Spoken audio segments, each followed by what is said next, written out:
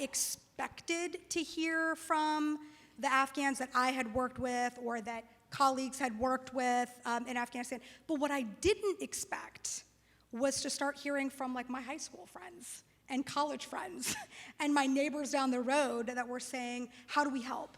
How do we support? And to me, it felt like there were really two types of people that got involved.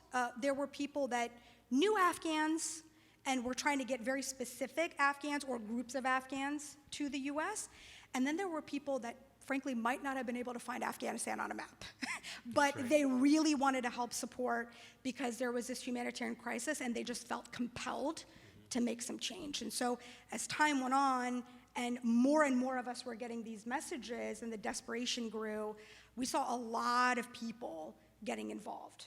Absolutely, and this is really something that we experience within government as well.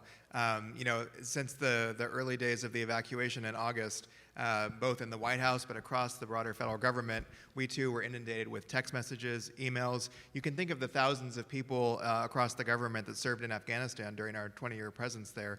It ranges from diplomats to development professionals, civilians from the Department of Defense, and our colleagues in uniform. So while this was something the president directed early on, that we had to do everything we could across the government to make good on our promise to our Afghan allies, it was something that people within the government felt really deeply as well, because many of them had personal experiences with their translators, their staff at the embassy or throughout the provinces in Afghanistan.